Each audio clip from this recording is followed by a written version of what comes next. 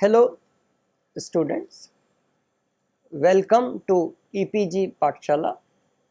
I am Dr. M.N. Gupta, Emeritus Professor at IIT Delhi. Today we are going to talk on the module which we are calling Immunotechnology 2. So it's essentially a continuation of looking at the various techniques which are involved in immunology. The paper, of course, naturally is again immunology. We will see that a variety of assays have been developed which can detect the presence. Detecting a presence is a qualitative work, but we can also measure the concentration of a specific antigen or an antibody. This business of interchanging a specific antigen or antibody will come up most of the time in many of these techniques, and it largely is based upon the fact that if we know about the nature or if we know about the amount of antigen, then that helps us in knowing the corresponding information about the antibody.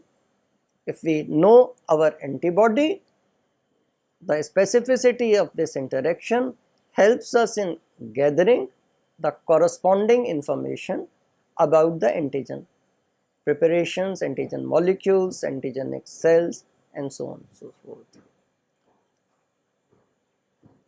These immunoassays which we are going to talk in this module are based upon labeling either the antigen or antibody molecules.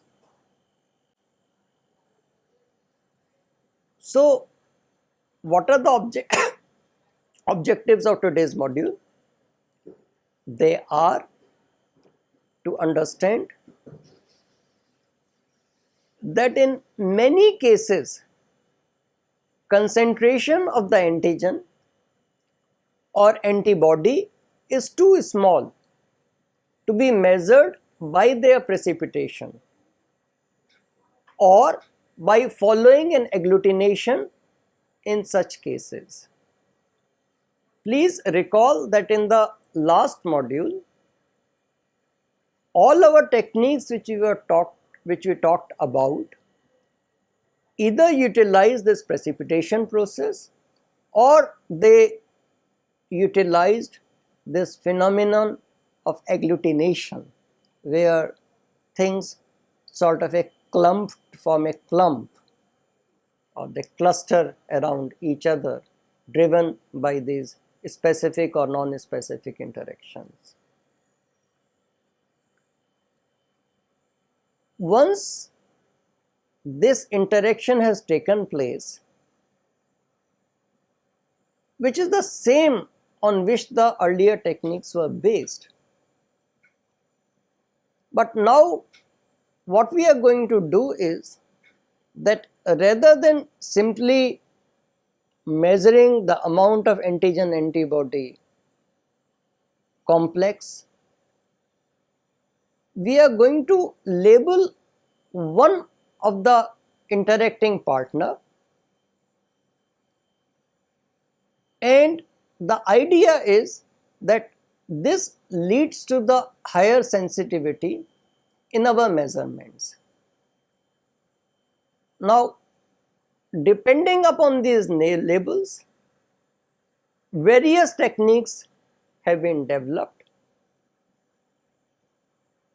However, it is very necessary to understand that while there are plethora of techniques which use variety of labels, we will cover many of these, but we are not going to be dealing with it very comprehensively because there are large number of techniques, basically variations of what we are going to talk about, because you can use in principle many kinds of labels in biochemistry.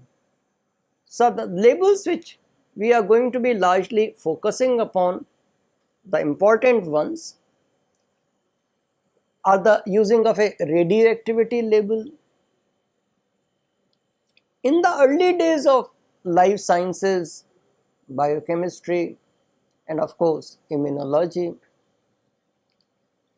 the availability of the compounds or molecules, or our learning how to do that, and we will see that how do we actually label these antigens or antibodies with the radioactive labels. This was very valuable because a small amount of radioactive label generates a very amplified signal. With time,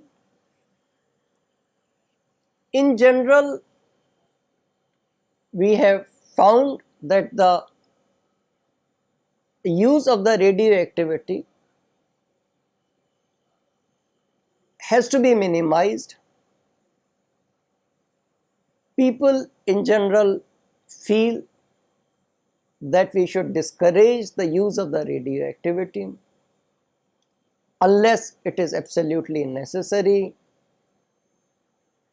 For the use of the radioactive labels, you also have to have regulatory agencies in all countries, including ours in India, approving your request to be able to use radioactive labels in any setting, in any discipline. Because of these, increasingly the use of the radioactive labels, including in immunology, is slowly phasing out. However, the antigen or antibody molecules can also be linked with enzymes, or they could be linked with another simple affinity ligand. All this and more we will look at in this module. Yeah. So what are the concepts which we are going to cover? We will continue to look at the primary binding assays. We defined what primary binding assays are in the last module. We learn how to enhance this precipitation, so that, because please remember that when we write antigen plus antibody leading to antigen antibody complex, we normally show it as an equilibrium reaction. So any reaction which is an equilibrium reaction has to be driven to completion. So we learn how to enhance this precipitation by using the radioactive labels. We will see radioimmunoassays. We will also look at the subsequently developed techniques which today are so widely used in so many spheres,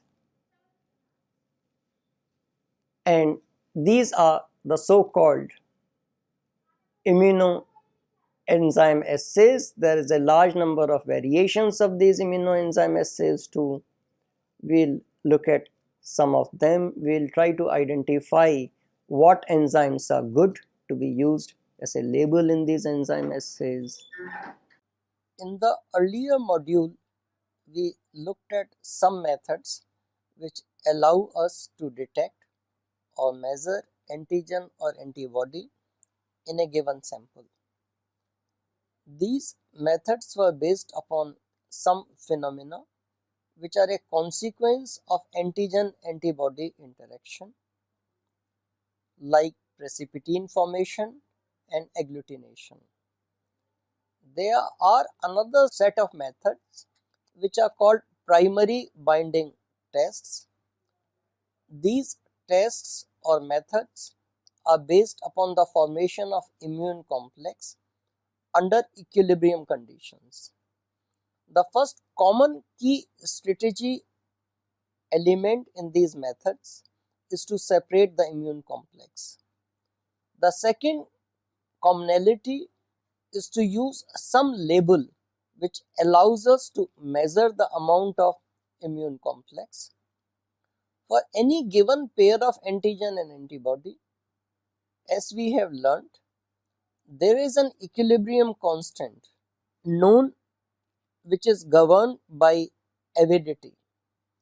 So, if one of the pair, say antibody, is kept constant, the amount of the other member of the pair, in this case antigen, in the immune complex will depend upon the amount of this antigen present in the immune complex.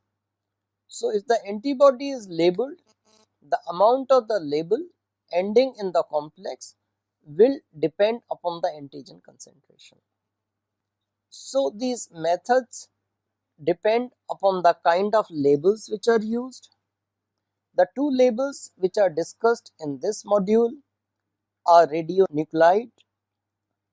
In this case, generally iodine radioisotopes are used. The amount of the radionuclide in the immune complex can be directly measured in a gamma counter.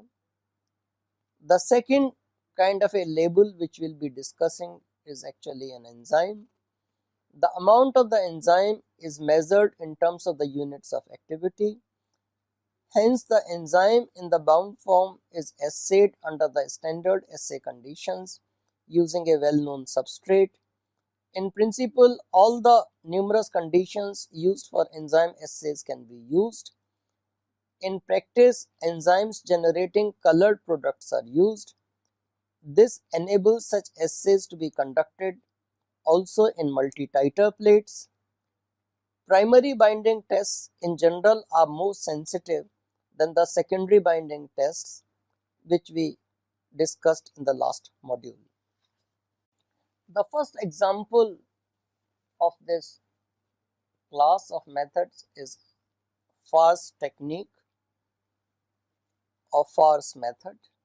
This method is generally used for estimation of an antibody against an antigen in the given antisera. Hence, antigen is labeled and added in a reasonable excess to the antiserum. The amount of label ending in the antigen antibody complex is proportional to the antibody present in the antiserum.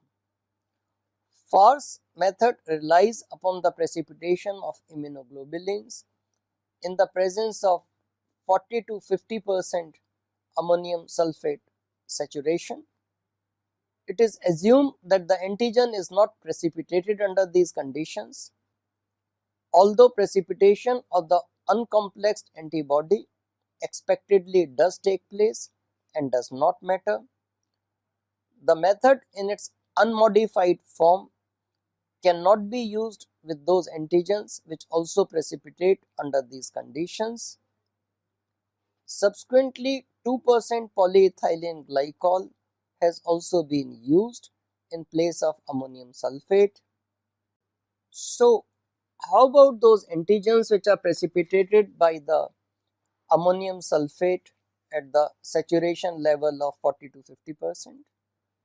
As we mentioned, in some of the variations, salt can be replaced by PEG, but instead of either of the two, we can use an anti-immunoglobulin for precipitation of the complex and free antibody. This makes it possible to work with those antigens which are precipitated by both ammonium sulfate or PEG. For example, complexes of antigen with rabbit antibody can be precipitated with goat antibody raised against the rabbit immunoglobulins. In this case, also adequate amount of non-specific rabbit immunoglobulins are added to ensure quantitative precipitation. The precipitates in all these approaches can be solubilized and run on SDS page. these approaches have been developed more recently. Anti-immunoglobulin procedure also has one additional versatility. The distribution of antibody against the various classes of immunoglobulin can be estimated. For example, if anti-IgA is used as the precipitating immunoglobulin, only free IgA and IgA antigen complex from the population of Ig in the antibody will be precipitated and will be estimated. Burson and Rosalind Yellow developed a very powerful technique called radioimmunoassay in 1960 for quantifying the amount of insulin present in plasma. Rosalind Yellow was awarded the Nobel Prize in 1977 for the development of radioimmunoassay. Radioimmunoassay can measure an antigen at the picogram level. The wide range of applications of RIA, as it is called, include hormones, steroids, drugs, prostaglandins, viruses, and surface antigens. Quite often, it is the antigen which needs to be assayed in biological fluids such as blood sera or in similar complex mixtures. In such cases, the antigen can be added to a microtiter plate. The binding to the plate material is through non-covalent bonds. The unbound antigen is washed away. The rest of the plate surface is blocked by a protein such as bovine serum albumin to prevent subsequent non-specific binding. The test antibody is added at this point. Unbound antibody is washed away. Now a labeled ligand is added, which is often anti-immunoglobulin, to the known test antibody or even IgA. The bound radioactivity can be counted. A standard curve between the radioactivity versus amount of test antibody added can be generated. A short linear range over and above the background count before the plateau region is obtained. The plateau binding should be about 20 to 100 times the background in a well-run assay. The competition format makes sure that the result is indeed due to specific binding between the suspected antigen and test antibody. Also, it allows a greater linear range. In this format, rather than adding just the test antibody, increasing amount of free suspected antigen is added along with a fixed amount of test antibody. Higher this amount of right free antigen, lower is the subsequent count. This method is based upon the fact that the antigen antibody complex does not bind to the antigen bound to the plate. The radioallergosorbent test, which is generally referred to simply as RAST, is essentially a radioimmunoassay adopted to estimate IgE specific to a suspected allergen. We had already mentioned that IgE is the type of the immunoglobulins which are involved in allergic responses. In both classical RIA and RAST, the antigen, which is the allergen in RAST, can also be covalently bound to the plate. In this case, the radiolabeled ligand is the immunoglobulin against human IgE. RAST is a valuable method to detect allergy against a suspected allergen. The various steps for the RAST are shown in this figure. RIST is a RAST conducted in the competition format for measuring the total serum IgE. In this test, radioimmunosorbent test, the surface of the well or even a cellulose disc has the anti-IgE immunoglobulin bound to it. Now increasing amount of labeled IgE, which is acting as antigen in this case, is added to determine 80% of the maximum IgE which can bind. In the second stage, this amount of labeled IgE, which is the antigen, is mixed with the test serum in which IgE is being estimated and added to the well containing the anti-IgE. Both labeled IgE and unlabeled IgE in the test serum competes with the bound anti-IgE antibody. As before, a standard curve can be generated. Can also be carried out in a non-competitive format, and sometimes the non-competitive RIST is used. In this case, the patient antibody is added to the solid phase anti-IgE. It binds specifically. As a second step, the enzyme labeled anti-immunoglobulin is added and it binds to the patient antibody. The excess enzyme is washed away. The color development is proportional to the patient antibody present, because as always the enzyme which is normally used here as a label is the one which creates colored products. In radioimmunoassays described so far, it has been mentioned that radioactive iodine is used to label antigen or antibody. In some cases, if you are using a common antigen or common antibody, because many of these are used as a standard experimental systems and many people use it. So if your choice belongs to such systems, then the label product may be commercially available. You can just get it out of a good vendor. However, in many cases, this labeling has to be done in-house. So, and also if the molecules or the cells is not available in the radio labeled form, you need to learn how to do it yourself. So, it's very important to learn the basic techniques of radio labeling. In any case, this kind of a knowledge is very important, because often we start using these techniques in the form of a black box. Some reagent came out of a vial or a tube and we used it. Sometime if the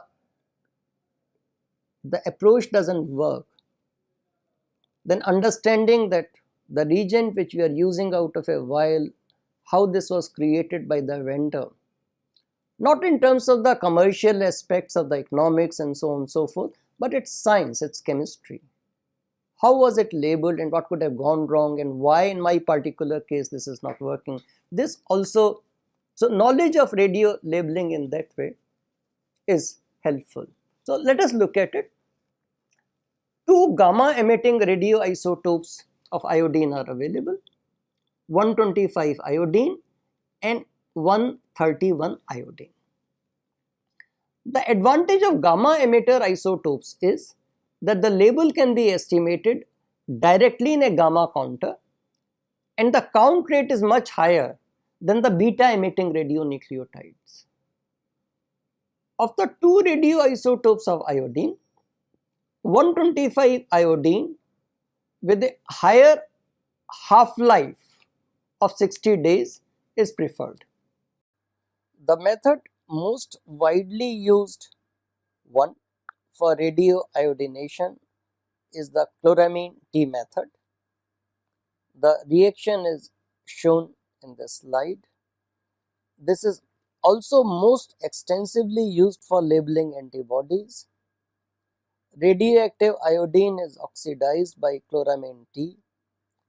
However, this involves strong oxidizing conditions and it is not recommended for proteins which are likely to get denatured under such conditions. Experimentally, in the chloramine T method, the antibody is mixed with 125 iodine and chloramine T is also mixed with it.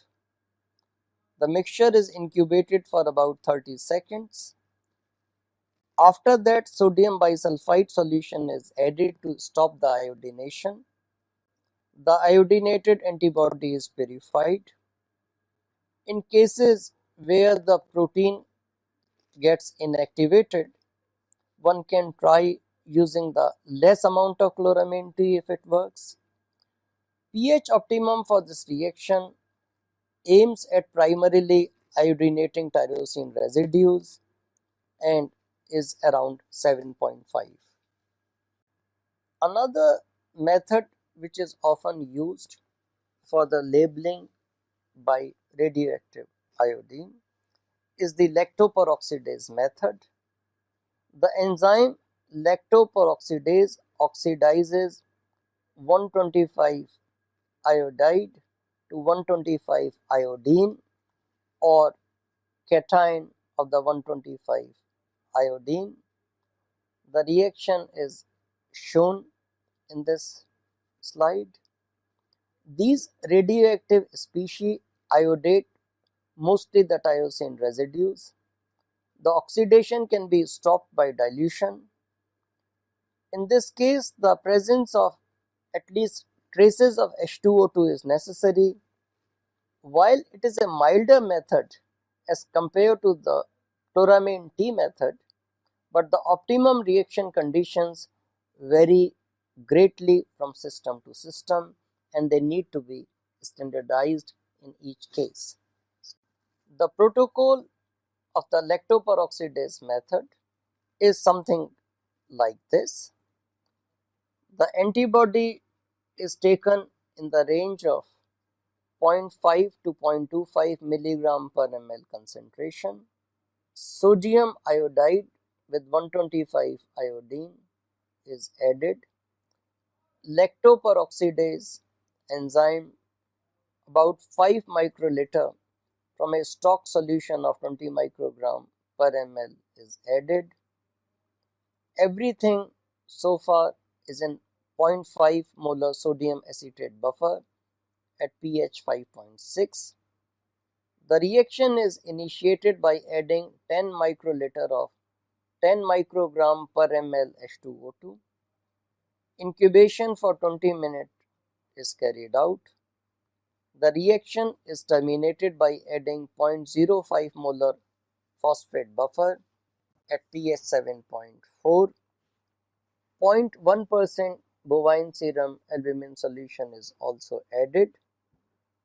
The iodinated antibody is purified. The Bolton-Hunter method is another method. This is an acylation method and the acylating agent is shown here. It is N-succinimidyl 3,4-hydroxyphenyl propionate. A water-soluble Bolton-Hunter reagent is also available in the form of a sodium salt. The structure of the water-soluble Bolton-Hunter reagent is also shown here. The Bolton-Hunter reagents react with lysine side chains. This is valuable for proteins which lack tyrosine or histidine residues, or if these residues are essential residues for the activity of the proteins. Also, addition of a hydroxyphenyl group in the reagent makes it possible to further iodinate the protein. What can be actually done is that a Bolton-Hunter reagent can be iodinated prior to acylation of the protein to obtain the 125 iodine labeled reagent. The reagent could be the Bolton-Hunter reagent or its water-soluble analog. 0.2 ml reagent labeled with 125 iodine is evaporated to dryness. The sample is cooled on ice and 10 microliter of protein cooled in ice is added to this sample. These things are mixed and allowed to stand for 15 minutes. After 15 minutes, 0.5 ml of the 0.2 molar glycine in borate buffer, 0.1 molar and at pH 8.5 is added. After 5 minutes, 0.5 molar sodium phosphate containing 0.25% gelatin is added and mixed.